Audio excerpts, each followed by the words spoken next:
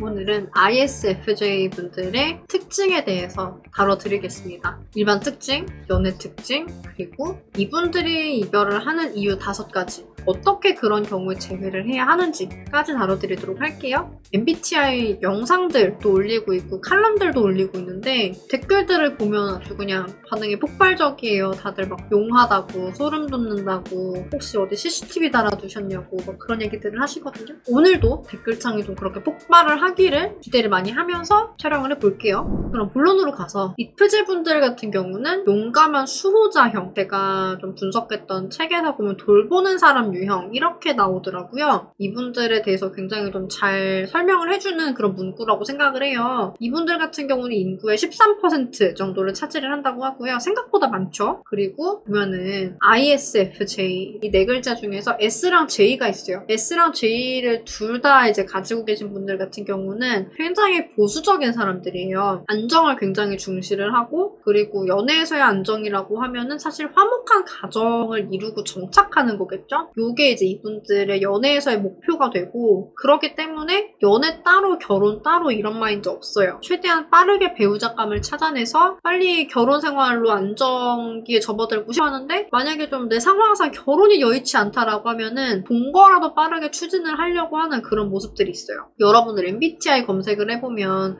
16 Personalities 그 사이트 있잖아요. 우리 흔히 아는 그 MBTI 그림들이랑 사진들이랑 유형 뜨잖아요. 가족이나 친구를 보호해야 할 때에는 다른 사람에 대한 동정심이나 연민을 가차없이 내려놓는 면모도 있다. 그렇게 이제 나오더라고요. 실제로 이분들이 보여줄 수 있는 그런 모습이에요. 내 가족, 나한테 중요한 친구들 이런 사람들이 좀 더 중요한 분들이기 때문에 만약에 정말 세상의 멸망을 앞두고 내가 뭔가 결정을 해야 된다고 하면은 이 자리엔 IFJ 분들이 안 계신 게 좋을 수 있어요. 본인들 가족을 위한 선택을 할 수 있기 때문에. 반면에 굉장히 좀 신비로운 분들이에요. 내성적이면서도 인간관계를 굉장히 잘 구축을 하는 분들이고, 그리고 소문에 따르면 인싸 중에 아싸고 아싸 중에 인싸라는 소문이 있어요. 또 이제 이분들 특징이 기브앤테이크가 되게 확실한데 확실하다 못해서 본인이 받은 게 있잖아요. 그러면은 어떻게든 몇 배로 갚아주는 게 이분들 특징이어서 친해지시면 좋습니다. 저도 친해지려고요. 댓글 달아주세요. IFJ 분들 댓글 많이 달아주시면 제가 친한 척 할게요. 제가 많이 기대하고 있을게요, 댓글들. 그리고 이분들 같은 경우에 보수적인 특징 때문에 직업도 약간 좀 그런 특성을 가지는 직업을 많이 가지는 경우가 있어요. 뭐 의료라든지 학문적인 거 혹은 사회단체 등등 좀 전통의 뿌리 깊은 그런 쪽에 종사하는 경우가 많고요. 책임감과 겸손함을 두루 갖춘 아주 멋진 유형의 사람들입니다. 완벽하지 않을 것 같으면 애초에 일을 시작을 하지 않고요. 사람은 누구나 단점이 있고 약점이 있는데 본인의 약점을 필사적으로 안 들키려고 노력을 하기 때문에 의외로 좀 안 보이면서 많은 노력을 하고 있을 수 있는 타입이고요. 발표라든지 본인이 갑자기 주목을 받아야 되는 그런 상황에서 좀 많이 난감해하는 경우가 있어요. 2인자 유형이라서 뭐 리더나 대표나 이런 쪽보다는 이분들을 서포트해주는 걸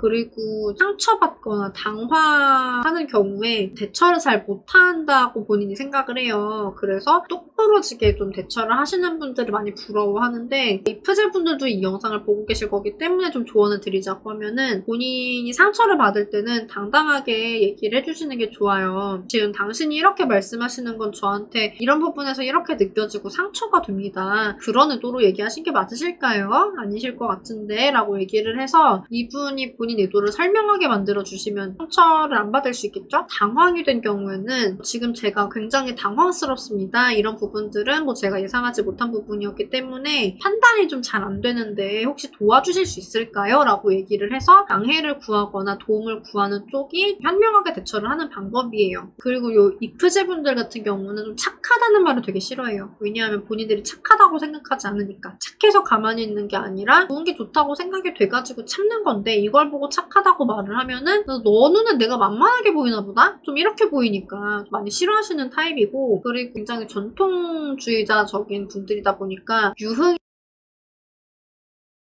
가봤더라도 좀 본인 뜻이 아니었을 가능성이 높고 좀 이분들이 두루두루 잘 지내 보여요. 보통 겉에서 봤을 때는. 근데 생각보다 사람을 되게 많이 가리고요. 본인이랑 성격이 안 맞는 것 같은 분이 계시면은 그런 자리는 피하고자 하는 좀 피곤해 라고 느껴지고 진짜 그 자리를 안 나가려고 하는 그런 모습들도 있어요. 사람 만나는 거에서 방전을 많이 겪어요. 이분들이. 그래서 선을 긋는 편입니다. 그런 경우에는 인싸인 것 같으면서 아싸인 것 같으면서 이제 그런 분들이라고 말씀드렸잖아요. 그러다 보니까 분위기를 되게 많이 타요. 분위기가 어색해지면 되게 못 견뎌 하는데 분위기 메이커는 아니잖아요. 그럼에도 불구하고 뛰려고 노력을 되게 많이 하는데 잘 못하는 경우들이 있어요. 그러고 나면 이제 집에 가서 이불킥을 하겠죠? 좀 그런 유형이고 이제 이분들이 낯을 많이 가리는데 친해지면 또 반전 매력이 있어요. 되게 활발한 모습들도 볼 수가 있는데 본인이 생각하는 디폴트 성격은 내성적인 거기 때문에 너 되게 활발하다 이런 말을 하면은 좀 못 받아들여요. 이제 관찰력, 기억력 되게 특징적으로 뛰어난 분들인데 보면 사람들 특징, 습관 이런 거 캐치를 되게 잘해요. 그랬다가 나중에 친해지면 너 이런 특징 있더라 하고 얘기를 해주기도 하는 그런 분들입니다. 또 그렇게 관찰력이 뛰어나다 보니까 사람에 따라서 내가 어떻게 배려를 해주고 말을 해줘야 될지 어떤 모습으로 다가가는 게 좋을지를 많이 분석하고 챙겨주는 편이에요. 좀 사람마다 이 사람이 보여지는 모습이 많이 다를 수 있어요. 배려심이라고 볼 수 있겠죠? 그리고 프사 같은 경우는 풍경 사진을 많이 하는 유형이라고 해요. 본인 정보를 많이 노출을 안 시키려고 하는 타입이라고 합니다. 사람을 많이 가리는 이유가 이제 피곤해서 그런 건데 갈등이 생기면은 이 갈등도 잘 풀지 않고 회피하는 경우가 되게 많아요. 물론 이제 진짜 소중한 관계면 풀려고 노력을 하겠지만 보통의 경우는 오해가 있더라도 그냥 풀지 않고 관계를 끊어버리는 편이라고 합니다. 이런 부분들을 참고를 해주시면 좋을 것 같고 그럼 연애 특징으로 가볼게요. 연애의 핵심 키워드가 안전, 책임, 헌신, 결혼, 행복한 아이들, 화목한 가정 이런 거거든요. 이런 게 너무 중요하다 보니까 가까워지는 거에 대해서 굉장히 신중해요. 따라서 철벽이 되게 심해지고 모태솔로거나 짧은 연애만 반복하시는 경우가 되게 많아요. 물론 정말 잘 맞는 사람이 생기면 달라지겠죠? 이분들의 이상형은 현모양처 혹은 현부양부가 돼주실 분들. 그래서 이분들은 사랑을 시작하면 되게 헌신적인 모습이 되고요. 보수성을 연애에서도 결혼에서도 보인다고 합니다. 특히 이제 이분들이 돌보는 걸 되게 좋아하기 때문에 반려동물, 사회적인 약자, 장애인, 노약자 이런 분들, 어린아이 이런 사람들을 도와주고 돌봐주고 챙겨주는 거에 대해서 관심이 되게 많아요. 이런 분들에게 굉장히 좀 다정하게 사실 여러분들이 MBTI 다룰 때는 베스트 궁합 이거도 많이 궁금해하시더라고요. 여자분들 같은 경우는 이프제, 이티제, F제 잘 맞고요. 남자분들 같은 경우는 인티제 분들이 잘 맞습니다. 그러면은 어떤 경우에 이분들은 이별을 할까요? 이별 원인 탑5 가지고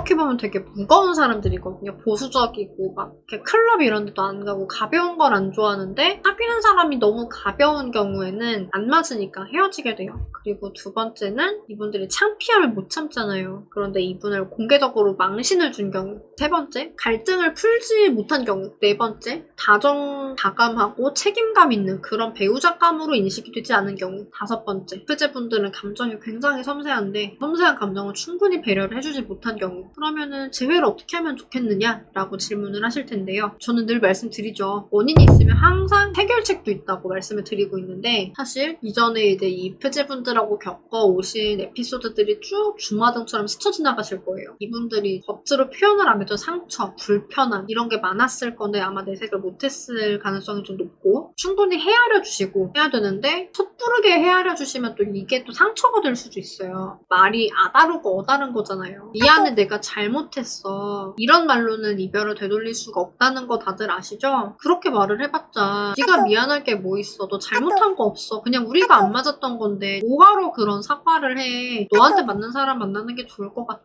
나도 나한테 맞는 사람 만날게. 우리 다시 연락하지 말자. 라고 얘기할 수 있거든요. 생각보다 미안합니다라는 말이 상한 관계를 되돌릴 수 있는 말이 아니에요. 차라리 좀 이런 표현이 나을 수 있죠. 그동안 나 때문에 마음고생 심했지. 앞서 이제 제가 말씀드렸던 어떤 미안해, 내가 잘못했어, 이런 게 나어에 해당되는 표현 방법이고, 뒤에 얘기 드렸던 고생 많았지 라는 게 이제 너의 표현 방법이거든요. 뭐 이렇게 간단하게 설명드릴 수는 없어요. 너라는 게 상담으로 들어오셨을 때 정말 제대로 알려드리려고 하면 한 3시간 정도 교육을 해드려야 조금씩 감을 잡으시는 게 너거든요. 이렇게 간단한 예시 가지고서 설명할 수는 없는 거긴 하지만 간단한 예시만 가지고도 확 다른 게 느껴지시죠? 관계 회복을 위한 너 같은 경우는 기본적으로 4단계로 구성이 돼요. 그렇게 해서 설계를 하게 되는데 본인 처한 상황 그리고 서로의 성향 이런 거에 따라서 각 단계의 내용이나 방향이나 전부 바뀌게 돼 있어요. 이거를 혼자 하시긴 어려우니까 선생님들이 보통 봐드리는 거고, 어쨌거나 이제 이프제분들은 다정함을 중시하잖아요. 이분들에게 다시금 좋은 사람으로 빠르게 그런 모습을 보여주고 싶고 심도 있게 공부해보고 싶은 분들에게는 추천을 드릴게요. 문의를 주시면 됩니다. 앞서 말씀드렸던 5가지 원인 중에서 갈등이나 배려심 관련된 부분인 내용은 사실 너가 꼭 필요한 걸로 보여요. 쓰다 보면 배려심이 저절로 길러지거든요. 왜냐하면 상대의 입장, 감정, 필요 이런 걸 내가 처음에 읽어줄 수 있어야지 너를 시작할 수 있거든요. 계속 말을 하다 보면 배려심이 길러질 수밖에 없어요. 첫 번째 가벼움에 대한 거, 그리고 네 번째 배우작감으로 보이지 않았던 거. 요거에 대한 건 사실 좀 평소 가치관의 차이가 굉장히 컸던 거의 문제거든요. 그래서 이프제분의 가치관에서 받아들이고 싶은 이야기들이 무엇인지 모르셨기 때문에 대화가 안 통했던 거라 지금부터라도 아셔야 되는 문제가 있어요. 미리 파악을 해서 어떻게 이야기를 할지를 전략을 짜셔야 되고, 두 번째, 이거 같은 경우는 모욕감이 너무 심할 거기 때문에 사실 거절이 진짜 심하게 나올 거예요. 좀 이렇게 거절이 엄청나게 예상이 되는 상황에선 거절 대응을 좀 제대로 준비를 해주시는 게 좋아요. 또한 이분에겐 이게 트라우마틱한 사건이었을 거거든요. 다시는 이런 게 반복되지 않을 거다라는 확신도 이분한테 좀 필요한 부분이고, 다시 만나려고 했었을 때 이분이 이미 상처를 받은 거잖아요. 그럼 이 상처를 어떻게 치유를 해줄 건지, 뭐 보상적 연애라든지 이런 방법들이 좀 필요할 수 있고요. 재회라는 사람의 마음을 돌려서 다시 사귀는 거거든요. 그렇기 때문에 준비가 진짜 많이 필요해요. 사실 재회의 정답은 있을 때 잘하는 거예요. 근데 있을 때 못했기 때문에 이별한 거잖아요. 그럼 지금부터라도 잘해야겠죠. 앞으로도 다양한 연애와 결혼, 이별, 재회 상황에서의 여러분의 대처력을 한껏 높여드리는 그런 영상들을 많이 만들어 드리려고 합니다. 오늘의 영상이 좋으셨다고 하시면 좋아요 꼭 눌러주시고요. 여러분 행복한 연애와 결혼 생활을 진심으로 응원드리겠습니다. 안녕.